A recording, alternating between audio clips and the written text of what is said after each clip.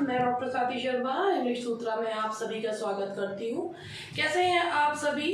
और आज मैं आप लोगों के लिए लेकर आई हूँ 2016 का पेपर जो हुआ था 2019 में। इसके सारे क्वेश्चंस तो नहीं लिए हैं, थोड़े से क्वेश्चंस लिए हैं क्योंकि इस फाइल वो वीडियो बहुत लंबा बन जाता है, तो मुझे लगता है कि सारे जो बचे कुछ क्वेश्चंस हैं वो मैं लाइव सेशन में ले लूँगी। दूसरी बात जो मुझे आप लोगों से करनी है, मैं ये सोच रही हूँ कि अब आप लोगों को राइटर्स पढ़ाना जो है वो शुरू करूँ with the help of questions and all that. अगर आप लोग जीआईसी की, एनबीएस, केवीएस, DSSS किसी की भी तैयारी करना चाहते हैं तो मुझे कमेंट सेक्शन में ज़रूर बताएं कि आप लोग कौन सी एग्ज़ाम की तैयारी पर फोकस करना चाहते हैं, जिससे मैं उसी के हिसाब से आप लोगों के लिए राइटर्स प्रिपेयर करके आप लोगों को करवाना शुरू करूँ। जितने ज़्यादा कमेंट्स आएंगे उसी हिसाब से मैं तैयारी जो है आप लोगों की करवाऊंगी। तो चलिए स्टार्ट करते हैं। हमारा जो आज का हुआ है, पहले आप लोग यहाँ पे देख लीजिए, ये 2016 का पेपर है। 2016 का पेपर जो हुआ था 2019 में, 2016 में question paper of 2016 held in 2019।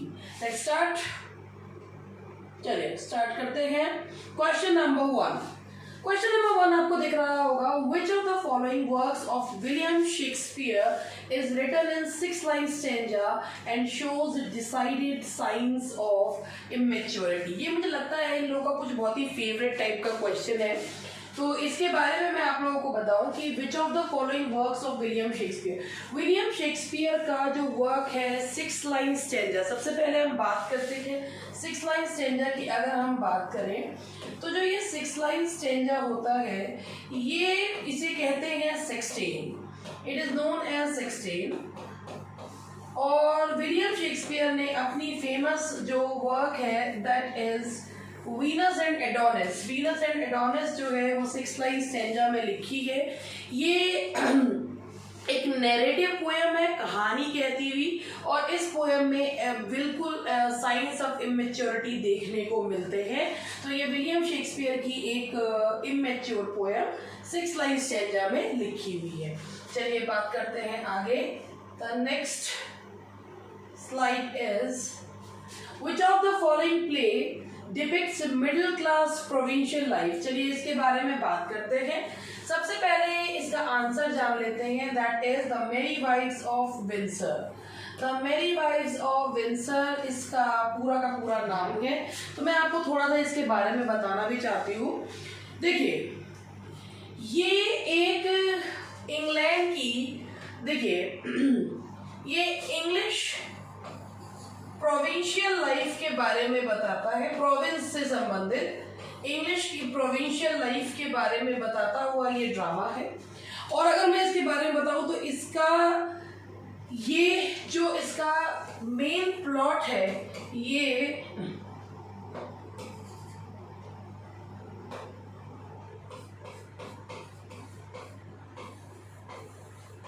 इसका मेन प्लॉट जो है वो अल पैकरोनी से लिया गया है, जो कि लिखा था जियोवनी फियोरेंटिनो ने। तो इसके मैंने आपको इसमें, अब अगर मान लीजिए आपकी बार घुमा के क्वेश्चन इस तरीके से दे देते हैं। देखिए, ये एक बिल्कुल मिडिल क्लास ड्रामा है जो कि फार्स है, मिडिल क्लास है, और ये प्रोविंस, ये एक इंग्लैंड के प्रोविंस की कहानी बताता हुआ है। इस कहानी का मेन प्लॉट अल पैकरोनी से लिया गया है, जो कि जियोवनी फियोरेंटिनो ने लिखा है। और अगर इसका प्लॉट के बारे में पूछें तो ये अल पैकरोनी से काफ़ी ज़्यादा प्रभावित है ये वाला प्लॉट। तो मिडिल क्लास, ये बहुत ही मिडिल क्लास प्ले है, और इसमें that is very much influenced by अल पैकरोनी। चलिए आगे बढ़ते हैं। Next one is Which of the following works is not written by John Milton? तो चलिए इसके बारे में बात करते हैं। ऑफ एजुकेशन बिल्कुल मिल्टन ने लिखा है, जब Milton wanted to bring a complete change in the structure of education system of England. उसके हिसाब से according to Milton, the education system of England was completely devastated and he wanted to bring a change. And he had suggested some of the things in his work of education. तो ये इस work of education obviously is written by Milton. Areopagity का everybody knows freedom of press, on Shakespeare, जो कि Milton की पहली publish poem है without his name. It was written in 1630, published in 1632, that too in the second folio of Shakespeare. बचा कौन सा? Alma और the progress of the mind. तो इसके बारे में भी आपको बता दूं कि ये है क्या. एक्चुअली ये जो पोएम है ये लिखी है अल्मा और द, ये मैथ्यू प्रायर ने लिखी है. ये मैथ्यू प्रायर की लिखी हुई पोएम है, 3 कैंटोज में लिखी हुई ये पोएम है, अल्मा और the progress of the mind, that is written by Matthew Prior. और ये एक है, इसको कहा गया a philosophic comedy in verse. 3 cantos में लिखी हुई पोएम है. तो दिस इज द आंसर कि ये जो है वर्क किसके द्वारा लिखा हुआ नहीं है. It is not written by Milton. चलिए आगे बात कर लेते हैं.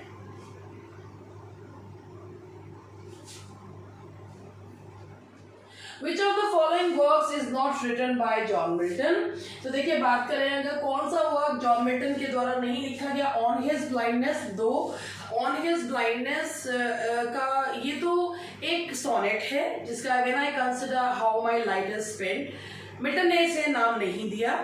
और इसके बाद है on the late massacre of Piedmont, ये भी मिल्टन का लिखा हुआ है. ऑन हिज ब्लाइंडनेस भी मिल्टन का लिखा हुआ है.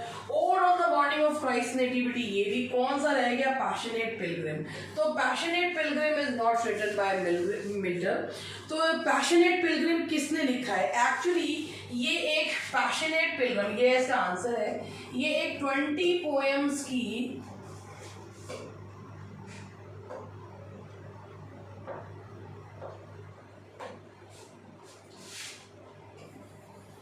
20 पोएम्स की एंथोलॉजी है.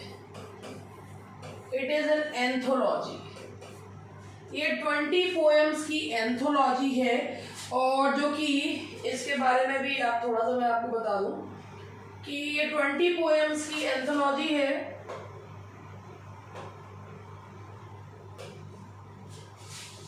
और इसे लिखा है, that is written by William, या पब्लिश करा है विलियम जैगर्ड ने. जैगर्ड ने इसे पब्लिश करा है. ये पैशनेट पिलग्रिम, इसमें 20 पोएम्स हैं जो कि इसमें 5 ही पोएम शेक्सपियर की मानी जाती हैं.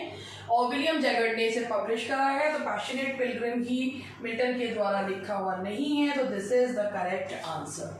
चलिए आगे बढ़ते हैं. Which of the following statements is true about Milton's sonnet on his blindness? तो देखिए on his blindness is a precursor. कौन सा इसमें स्टेटमेंट सही है?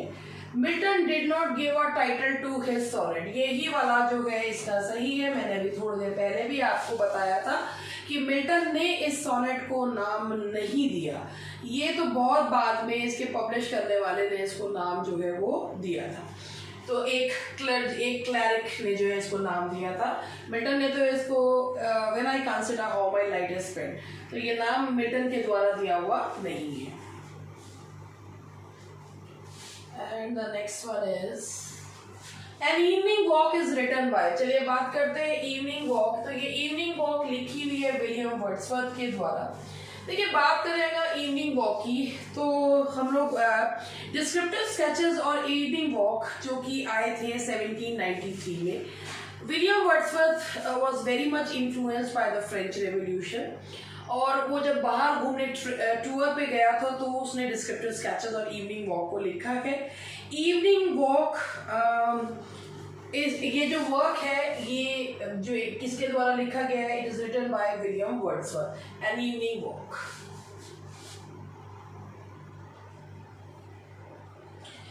Which of the following work is not written by William Wordsworth? देखिए बात करते हैं अगर हम द थॉर्न विलियम वर्ड्सवर्थ के द्वारा लिखा हुआ है.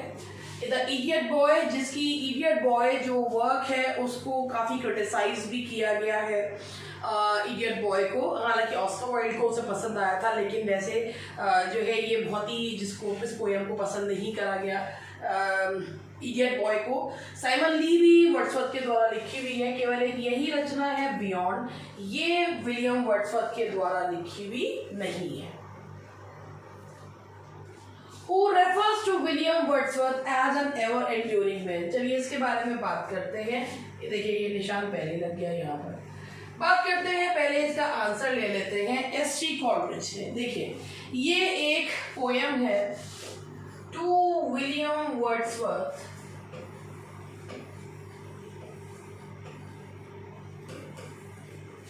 टू विलियम वर्ड्सवर्थ, हाँ ठीक है, to William Wordsworth by S T. Coleridge.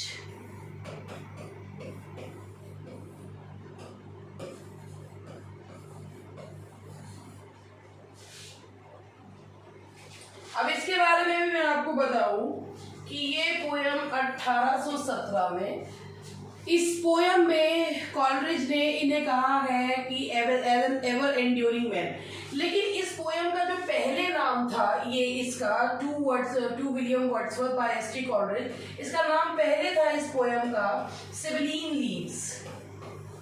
इसका नाम पहले सिबिलीन लीव्स था और बाद में इसका नाम बदल कर, यहाँ पर इसका नाम बदल के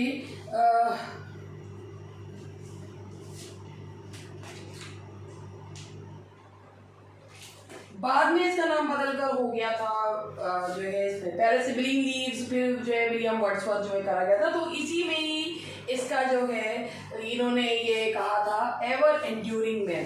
तो बेसिकली अगर ये क्वेश्चन है, जैसे अभी आ गया कि एवर एंड्यूरिंग मैन, अभी आ जाता है कि Coleridge referred to William Wordsworth as an ever enduring man in, तो ये है to William Wordsworth by S T. Coleridge. तो ये इस पोयम में इन्होंने जो है इन्हें एवर एंड्यूरिंग मैन कहा है। चलिए आगे बढ़ते हैं। अब modern comedy is written by, ये बहुत सिंपल क्वेश्चन है। मॉडर्न कॉमेडी लिखा है जॉन गॉल्सवर्दी ने। Modern comedy is written by John Galsworthy. इसके बारे में थोड़ा क्या बताऊंगा। John Galsworthy's ideas on drama are found in, ये ठीक पहले ही लग गया, The Inn of Tranquility। चलिए इसके बारे में थोड़ा सा मैं बता देती हूँ। ये इन ऑफ ट्रैंक्विलिटी है क्या? एक्चुअली ये एक कलेक्शन ऑफ एसेज एंड ये कलेक्शन ऑफ एसेज और शॉर्ट स्टोरीज है।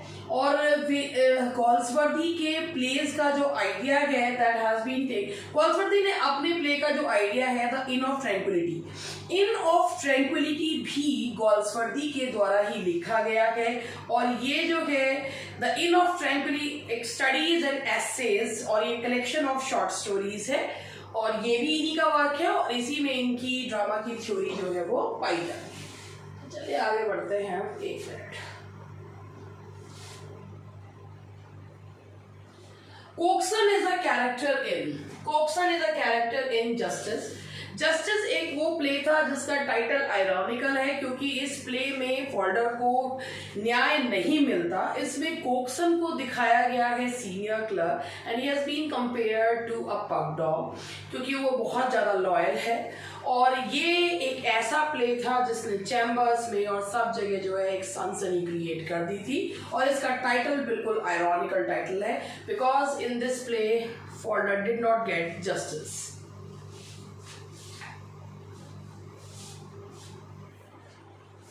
William Shakespeare's Love's Labour Lost Act was a free adaptation of। अब इस क्वेश्चन में थोड़ा डाउट है।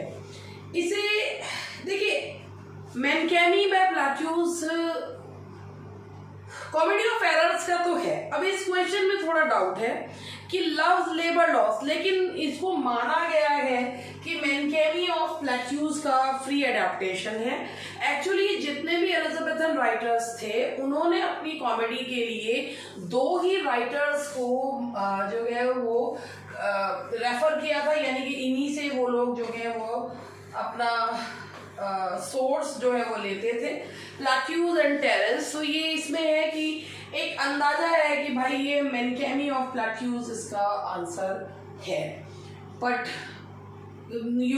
कहीं पर भी इसका एग्जैक्ट डिटेल डिस्क्रिप्शन नहीं दिया गया है। बट इट वाज ये जो है इसको बोर्ड ने माना था, वरना तो इसका तो कॉमेडी ऑफ एरर्स तो है कि वो एक उसका सोर्स है मैं प्लेट्यूज का मैनकैमी, मगर ये तो के फिर भी बस इससे अंदाजा लगा सकते हैं कि इन दो राइटर्स को एलिजाबेथन राइटर्स फॉलो किया करते थे अपनी कॉमेडीज को लिखने में, जैसे सेनेका को ट्रेजेडी लिखने के लिए, प्लेट्यूज एंड टेरेंस को कॉमेडी के लिए। चलिए आगे बढ़ते हैं। Who exclaims in his sonnet, under this carved marble of thine own sleep, rare tragedian Shakespeare sleep alone? इसका आंसर है विलियम बेसे। अब इसके बारे में थोड़ा सा मैं आपको बताती हूँ। ये इन्होंने एक पोएम लिखी है, elegy on mister William Shakespeare. तो ये इन्होंने एक एलिजी लिखी है विलियम बेसे ने, जिसमें उन्होंने ये लाइंस बोली हैं, under this carved marble of दाइन ओन, कि इस मार्बल के नीचे तुम सो रहे हो, रेयर ट्रेजेडियन शेक्सपियर, कि तुम एक जो है ट्रेजेडियन हो, स्लीप अलोन, तुम बिल्कुल अकेले यहाँ पर सो रहे हो, स्लीप से यानी कि मृत्यु। तो ये लिखिए, ये एक पोएम का जो नाम है वो ये है, elegy on mister William Shakespeare.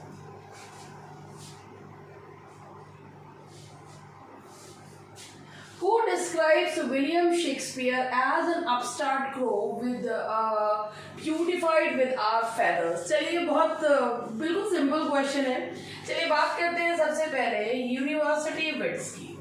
आप सबको पता है कि यूनिवर्सिटी विट्स जो है 7 यूनिवर्सिटी विट्स हैं।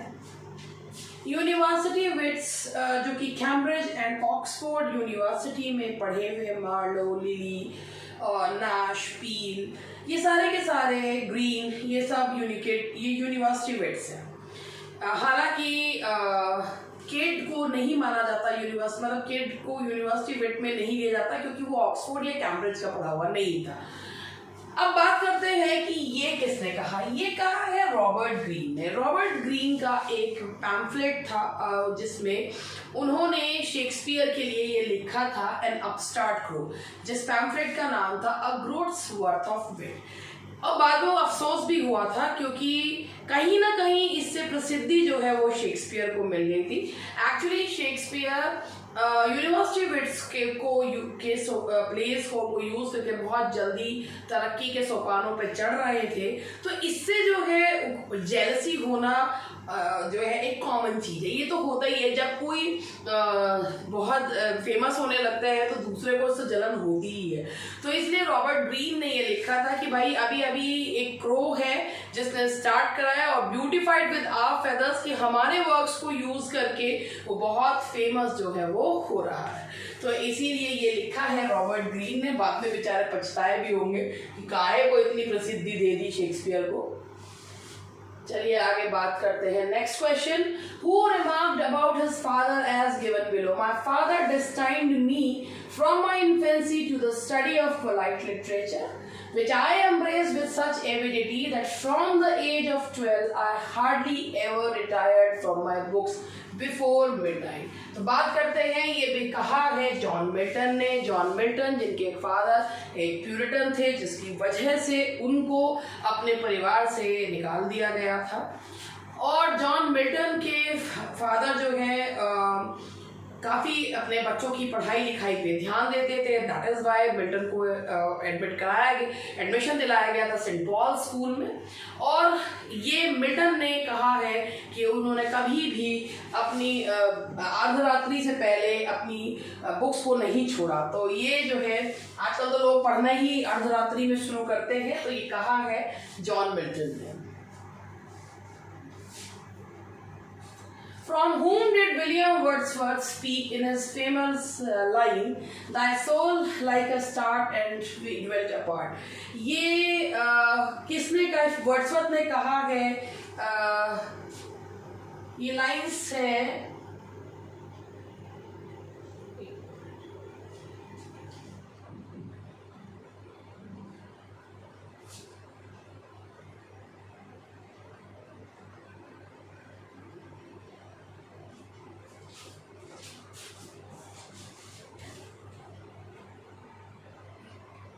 ये लाइंस कही गई हैं विलियम वर्ड्सवर्थ के द्वारा। किसके बारे में कही गई हैं? मिल्टन के बारे में कही गई हैं।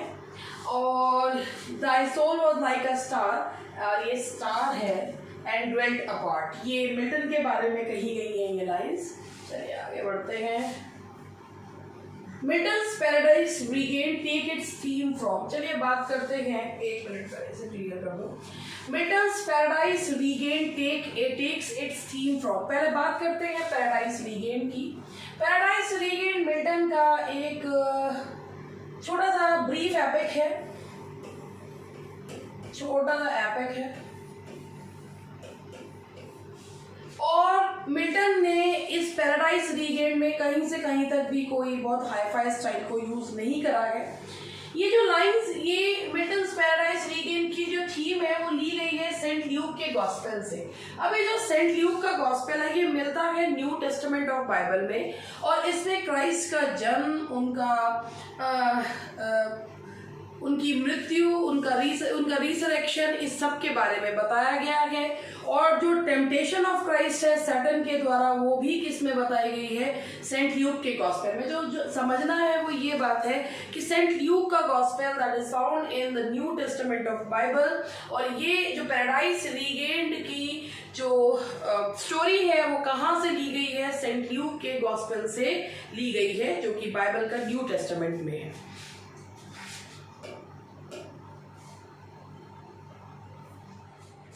In which work of Wordsworth does the line "Still sad music of humanity" occur?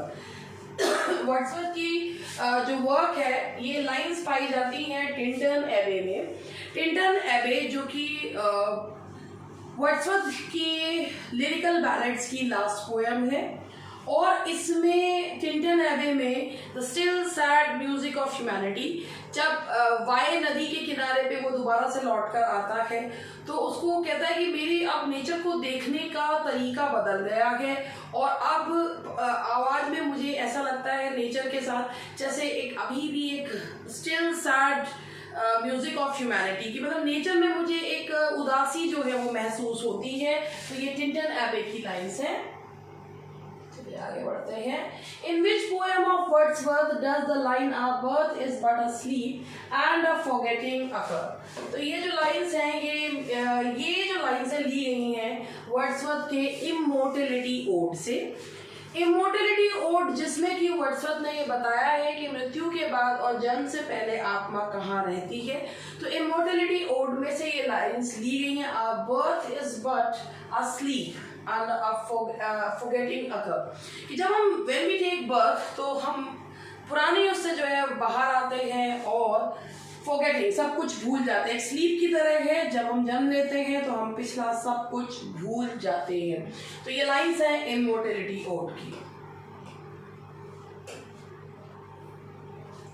Which of the following is a pastoral elegy? Pastoral elegy के बारे में अगर हम बात करें तो पेस्टोरल एलिजी मीन्स जिसमें पोएट विलाप करता है और साथ ही एक ग्रामीण परिवेश में साथ ही गडरिये की मृत्यु पर विलाप करता है। इनमें से जो पेस्टोरल एलिजी है that is लाइसिडास।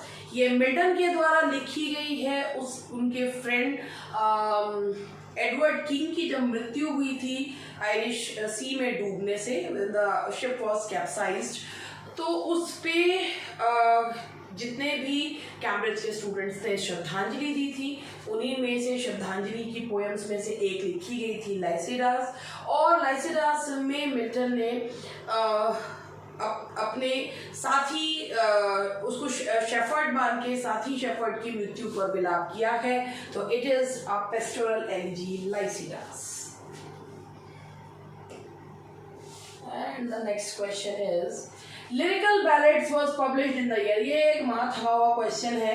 Lyrical ballads publish हुए थे 1798 में।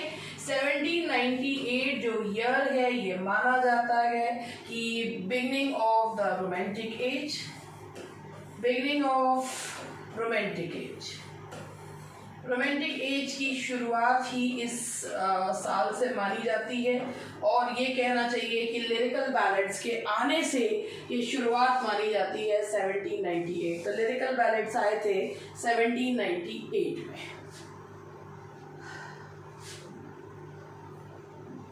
What kind of plays did Galsworthy write? Galsworthy ने किस तरीके के प्लेज लिखे हैं? तो चलिए बात करते हैं। Galsworthy ने लिखे हैं प्रॉब्लम प्लेस। 3 राइटर्स हैं, इब्सन, शॉ एंड Galsworthy। इन तीनों ने प्रॉब्लम प्लेज लिखे हैं। अब what exactly is the meaning of problem plays? Problem plays जो है ये एक इंडिविजुअल की उसके एनवायरनमेंट के साथ जो जंग दिखाई जाती है उसे प्रॉब्लम प्ले कहते हैं। ये प्रॉब्लम प्ले जो टर्म है, ये अगर आप इसे गूगल करोगे तो आपको एक ही चीज इसमें मिलेगी कि प्रॉब्लम प्लेज जो है वो दिए गए हैं। फ्रेडरिक एस बोस ने ये टर्म कॉइन करी है। तो फ्रेडरिक एस बोस ने जो ये टर्म कॉइन करी है वो शेक्सपियर के कुछ प्लेज के लिए टर्म कॉइन करी है। ये प्रॉब्लम प्लेज आगे के मॉडर्न ड्रामास के लिए ये problem play term Frederick S Boas ने नहीं बल्कि सिडनी ग्रंडी ने ये टर्म जो है वो कॉइन करी। इसने जो है ये 1890s के ड्रामा के लिए सिडनी ग्रंडी ने इस टर्म को जो है वो कॉइन करा 1890s के ड्रामा के लिए। और ये 3 राइटर्स हैं, इब्सन, शॉ एंड गॉल्सवर्दी, जिन्होंने प्रॉब्लम प्लेज लिखे हैं। प्रॉब्लम प्लेज में the problem is being depicted, problem को बताया जाता है एक इंडिविजुअल की उसके एनवायरनमेंट के साथ, मगर उस प्रॉब्लम का कोई सोल्यूशन नहीं दिया जाता। तो गॉल्सवर्दी ने लिखे हैं। आप अगर गॉल्सवर्दी के प्ले पढ़ते हैं तो सारे प्लेज प्रॉब्लम प्लेज हैं।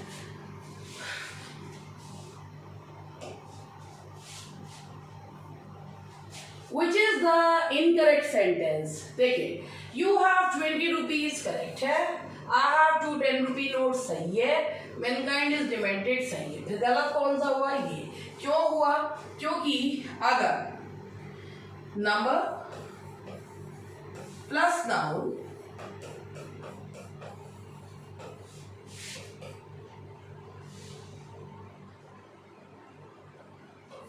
नाउन आए, India cannot accept the 2 nation theory. तो यहाँ पर अगर ये है द है, एक ही की बात की जा रही है, तो बीच वाला नाउन प्लूरल जो है वो नहीं होता है। इफ नंबर नाउन, अगर एक नंबर है और बीच में नाउन और उसके बाद दूसरा नाउन आ रहा है, तो जो लास्ट वाले नाउन से पहले वाला नाउन होता है वो कभी प्लूरल नहीं होता। जैसे इसमें है I have 2 10 rupee notes, last वाला प्लूरल हो जाता है। लेकिन इसमें द 2 नेशन थ्योरी, तो इसमें एक ही थ्योरी की बात की जा रही है, तो इसमें बीच वाला जो नाउन है दैट विल नॉट गेट प्लूरलाइज्ड। तो इसीलिए इसमें यही वाला जो है वो इसका आंसर है। The famous epic paradise lost by Milton contains, ये इनका कुछ फेवरेट क्वेश्चन है। पैराडाइज लॉस्ट में अब देखो भैया, ये ना एक कंफ्यूज करने वाला क्वेश्चन है। भैया जब 1667 में आई थी 10 किताबें थी, 1674 में आई थी तो जो है वो 12 किताबें थी। अब होने को तो दोनों ही ठीक हो सकता है, लेकिन इसका आंसर हम माना है 12 किताबें। फेमस एपिक है पैराडाइज लॉस्ट, जिसमें हैं 12 किताबें। तो इसमें 12 किताबें हैं, तो यही मान लेते हैं। ये कंफ्यूज करने वाले क्वेश्चंस दिए जाते हैं। पैराडाइज लॉस्ट मिल्टन का एपिक, मिल्टन ने जिसमें ग्रैंड स्टाइल को एम्प्लॉय करा है। हालांकि इस ग्रैंड स्टाइल जो नाम है वो मिल्टन ने नहीं दिया, लेकिन ये जो नाम है ये ग्रैंड स्टाइल एक बहुत ही जो बिल्कुल क्लासिकल राइटर्स की तर्ज पे लिखा हुआ जो वर्क है, तो उसको कहा है दैट इज पैराडाइज लॉस्ट। 12 किताबों में है ये मिल्टन का वर्क।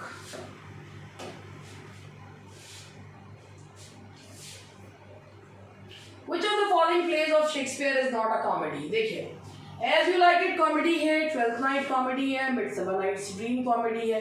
कौन सी कॉमेडी नहीं है? That is Antony and Cleopatra.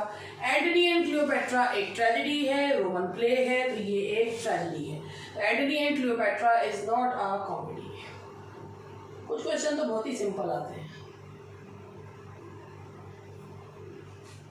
Lyric has been the most popular form of poetry during, देखिए रेनेसांस एज में लिरिक जो है वो सेकंड डोमिनेंट फिगर था, और लिरिक दोबारा से जो लौट कर आया है वो लेट 18th और 19th सेंचुरी में। आप देख सकते हैं जैसे भाई 1798 लेट 18th सेंचुरी है, ख़त्म ही होने वाला है।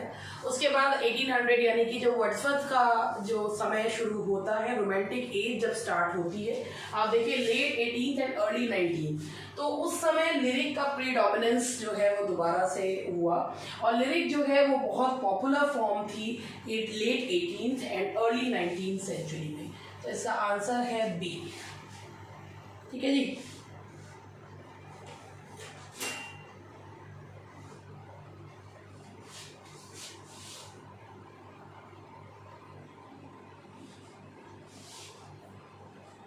Which form of poetry is the poem The Solitary Reaper? अब क्या है, इस क्वेश्चन को माना गया है F। मैं आपको बता रही हूँ इस क्वेश्चन को F माना गया, क्योंकि ये कई जगह पे लिरिक भी मिलता है, कई जगह पे बैलेड भी मिलता है, तो इसका यही नहीं पता कि ये पोएम आखिर है किस फॉर्म में। बहुत सारी किताबों में इसके लिए लिरिक लिखा हुआ है, बहुत सारी किताबों में इसके लिए बैलेड लिखा हुआ है, तो इसके लिए दोनों ही सही हैं। वैसे जो माना जा रहा है बात यह है कि वो लिरिक है, और इसीलिए इसको बैलेड और लिरिक में से कोई भी हो सकती है। दैट इज वाई इसको आंसर ही एफ कर दिया गया था। कंफ्यूजिंग है, दोनों ही ऑप्शंस करेक्ट है, दैट्स वाई इसको जो है वो एफ माना गया।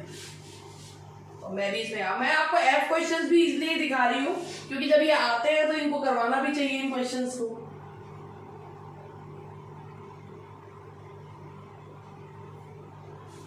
Desdemona, famous Shakespearean character, belongs to which of the following play? तो देखिए भाई, Desdemona जो बिलोंग करती है, अगर मैं आपसे पूछूं तो कौन से कैरेक्टर को? Desdemona belongs to Othello। Othello जो कि शेक्सपियर की 4 फेमस ट्रेजेडीज में से एक ट्रेजेडी है। Desdemona falls in love with Othello, the Moor, और जो Othello जिसे कहा जाता है कि भाई Othello kills Desdemona out of ignorance, जिसमें इयागो है एक मोटिवलेस मेलाइनिटी रखने वाला कैरेक्टर। तो डेस्डेमोना बिलोंग्स टू ऑथलो। मतलब ऐसे क्वेश्चन भी आ जाते हैं। उच्च, life is but a walking shadow, it's a tale told by an idiot full of sound and fury signifying nothing. तो चलिए बात करते हैं कि ये क्वेश्चन है भाई, ये सबको पता है कि मकबेथ की लाइंस से लिया गया है, और ये लास्ट में बोला गया है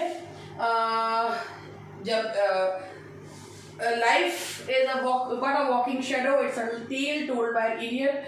तो ये जो लाइंस हैं ये मकबेथ के लास्ट उसके है एक्ट 5 सीन 5 ऑफ मकबेथ। तो ये लाइंस हैं मकबेथ की। मकबेथ जो कि शेक्सपियर की एक one of the most famous tragedies में से एक है, जिसमें मकबेथ का जो ट्रैजिक फ्लॉ है वो है वॉल्टिंग एम्बिशन, और ये जो लाइंस बोली गई हैं एक्ट 5 सीन 5 ऑफ मकबेथ में से।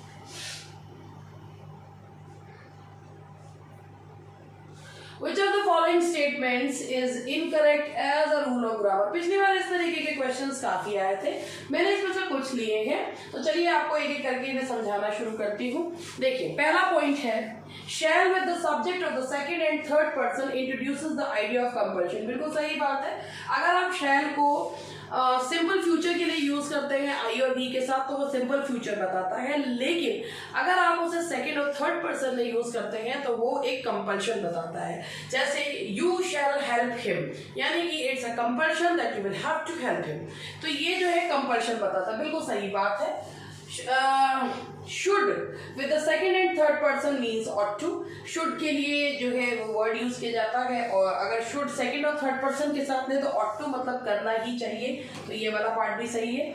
Would with the subject in the first person gives emphasis, अगर आई के साथ वुड लगाते हैं तो ये एम्फेसिस देता है, ये भी सही है। तो भैया बचा कौन सा? B part. अब इसके बारे में समझ लेते हैं। अगर आप विल को फर्स्ट पर्सन के साथ यूज करते हैं यानी कि आई और बी के साथ, तो वो ब्लीक सेंस ऑफ डिटर्मिनेशन बताता है। नहीं, ब्लीक का मतलब होता है हल्का।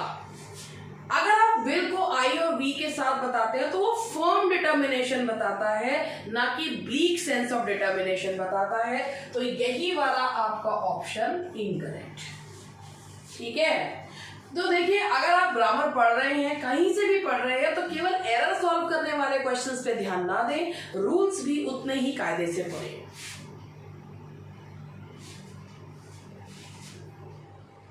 Which of the following is mismatched with reference to John Milton's work? चलिए बात करते हैं ऑफ एजुकेशन। मैंने अभी आपको बताया था कि ऑफ एजुकेशन आया था इंग्लैंड की एजुकेशन व्यवस्था को सुधारने के लिए 1644। ठीक है, लाइसिडास 1637 में लिखा गया था, पैराडाइज लॉ 1667 में। एक ही बचा, ये गलत है क्योंकि ये आया था 1644। तो एरियोपैजिटिका 1647 में नहीं आया था, तो ये मिसमैच है।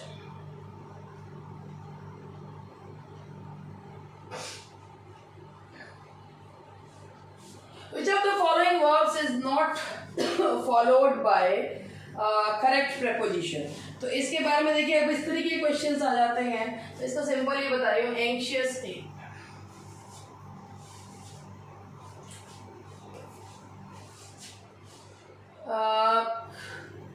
करेक्ट प्रेपोजिशन को फॉलो नहीं करता है, that is anxious eight.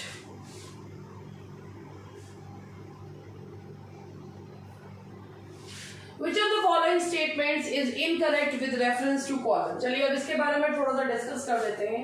Colon है क्या? ये पंक्चुएशन का क्वेश्चन है। कॉलन क्या होता है? कॉलन का मतलब ये ऊपर नीचे दो बिंदु जो है इन्हें कॉलन कहा जाता है। तो colon is used to introduce a list, बिल्कुल सही बात है। तो colon is use, colon list introduce करने के लिए यूज किया जाता है, बिल्कुल सही है। तो colon is use to introduce an explanation, बिल्कुल सही बात है। तो colon is use to separate two contrast, दो कंट्रास्ट को बताने के लिए यूज किया जाता है, ये भी बिल्कुल सही है। तो colon is use to separate two related clauses, जी ये भी बिल्कुल सही है। जब इनमें से कोई गलती नहीं है तो ये क्वेश्चन हो गया था एफ, क्योंकि ये चारों चीजें बिल्कुल सही हैं, तो इसीलिए ये क्वेश्चन भी हो गया था आपका एफ। कॉलन से अब इन्होंने क्या करा था, जो पंचुएशन में इन्होंने सेंटेंस को पंचुएट करने के लिए नहीं कहा था, बल्कि पंचुएशन के रूल्स उठाकर बताए थे। तो that you have to learn कि इनको रूल्स को अगर आप पढ़ेंगे तभी आप इसको आगे जो रूल बेस्ड क्वेश्चंस कर पाएंगे।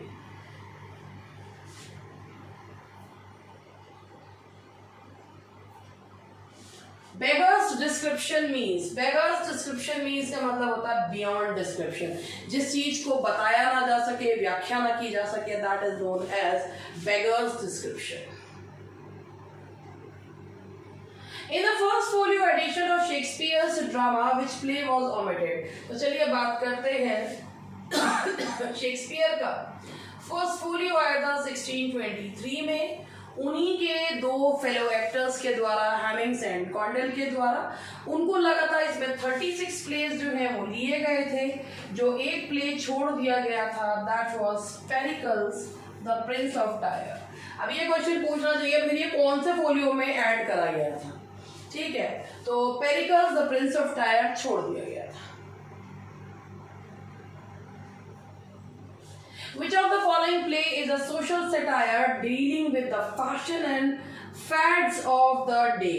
तो चलिए इसके बारे में बात करते हैं। ये है Love's Labour Lost।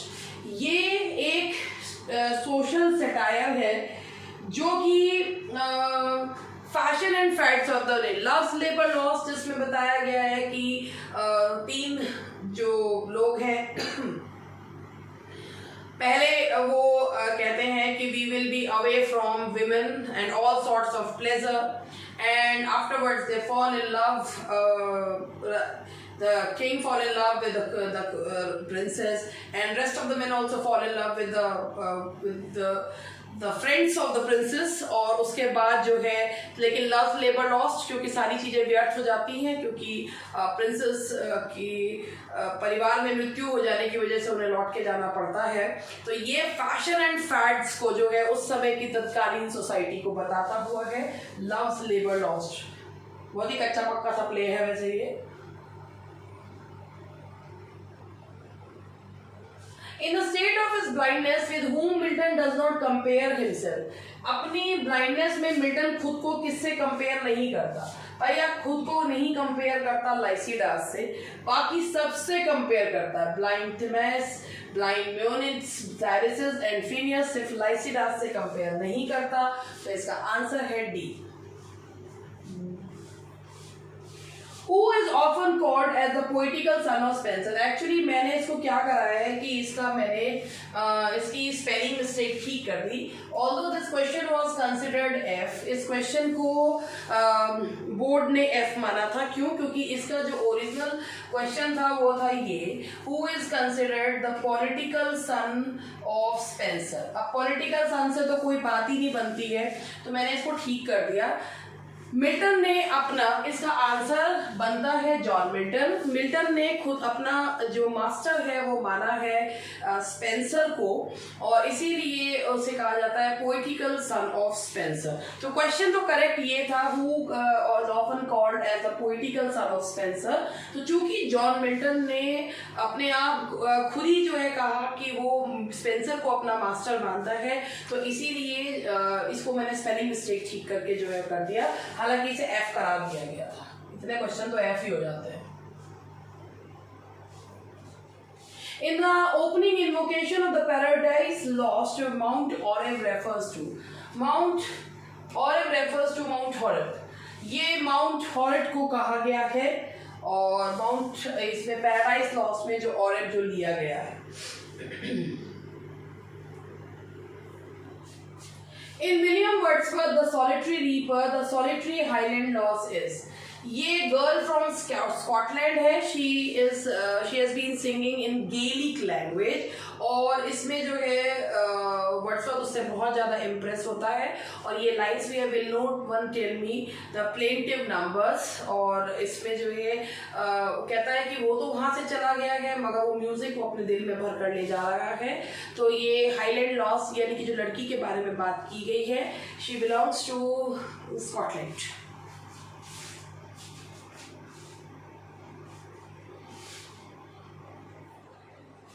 From which poem of William Wordsworth the line "Our birth is but a sleep and forgetting"? मुझे लग रहा है ये क्वेश्चन जो है वो रिपीट हो गया है, ये उसमें भी पेपर में भी रिपीट हो गया, 2 बार यही क्वेश्चन आ गया है। Intimations of immortality from recollections of early childhood. आप देख रहे हैं एक ही पेपर में एक पेपर में एक क्वेश्चन 2 बार आया है। तो ये odd on intimations of immortality में से ये क्वेश्चन लिया गया है। अभी मैंने थोड़ी देर पहले भी बताया था, तो ये 2 बार क्वेश्चन जो है उसमें पेपर में भी पूछा गया है। Which of the following works is a novelette written by John Galsworthy? नॉवलेट जो है वो गॉल्सवर्दी की है, जोसलीन। गॉल्सवर्दी को जो पहचान मिली है वो उनको फॉरसाइट सागा से मिली, जिसके लिए उनको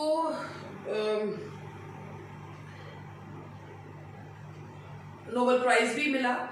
और उनकी जो नॉवलेट है वो कौन सी है? That is Jocelyn.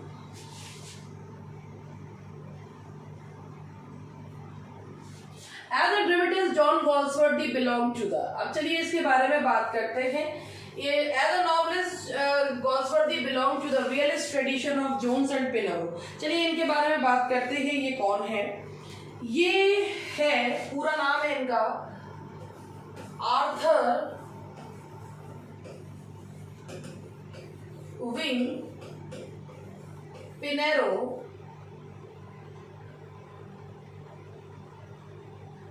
And Henry Arthur Jones.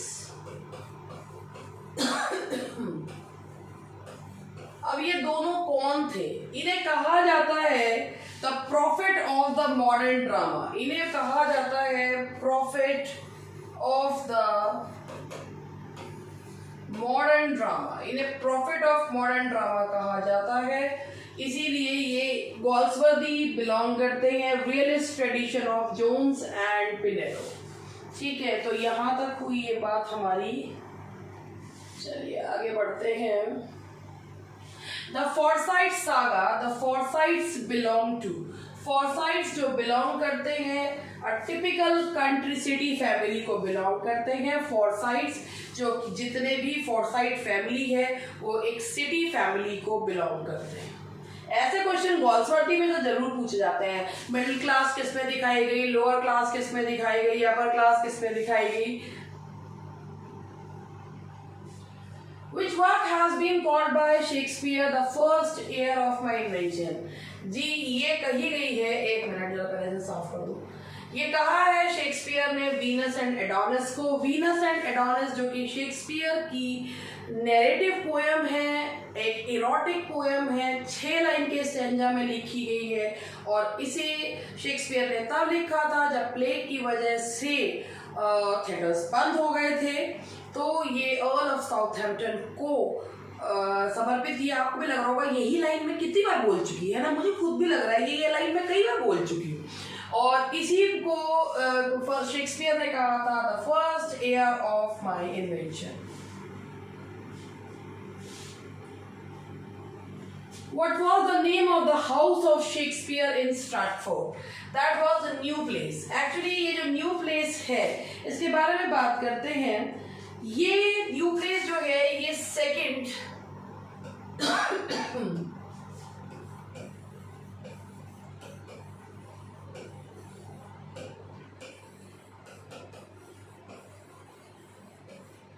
it was the second largest house in Stratford upon Avon। 1597 में it was bought by Shakespeare। Shakespeare ने इसे 60 पाउंड्स में खरीदा था। 1597 में 16 पाउंड्स में इसको खरीदा, 60 पाउंड्स में खरीदा था इसे। और ये सबसे सेकंड लार्जेस्ट हाउस था Stratford upon Avon.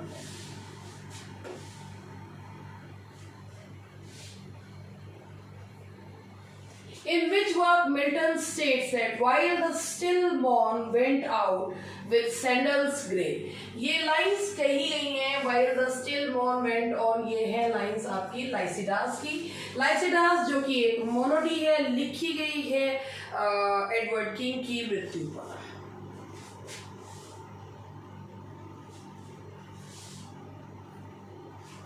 Through which work does Milton intend to justify the ways of God to men?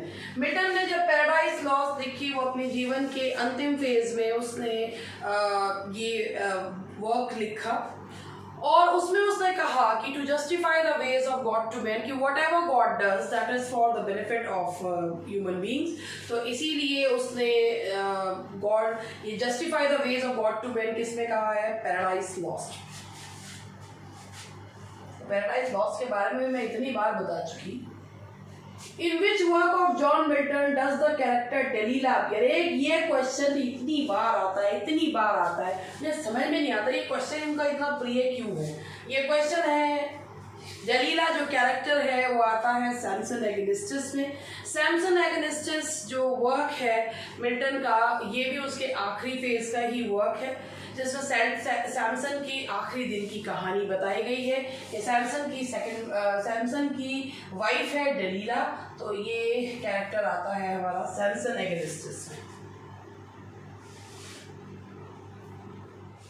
Wordsworth the borderers comes under the category. Wordsworth ने एक ही ड्रामा लिखा है द बॉर्डरर्स और ये है एक वर्ड्स ट्रेजेडी है ये बॉर्डरर्स, ये जो वर्ड्सवर्थ का ड्रामा है। तो चलिए आज यहीं तक डिस्कस करते हैं और उसके बाद अब जो आगे के क्वेश्चंस हैं, अब इसका एक पार्ट ये मैंने इसमें ग्रामर का पार्ट कम लिया जबकि इसमें ग्रामर काफ़ी घूमी भी आई थी, तो मैंने सोचा कि ग्रामर के क्वेश्चंस आपके एक साथ ही ले लेंगे। तो कैसा लगा आपको सेशन बताइएगा और जो इससे पहले मैंने आप लोगों से एक प्रश्न पूछा था उसका भी जवाब जरूर दीजिएगा और मिलते हैं नेक्स्ट लेक्चर में। अगर वीडियो पसंद आए तो लाइक कर दीजिएगा, शेयर कर दीजिएगा। मिलते हैं कल।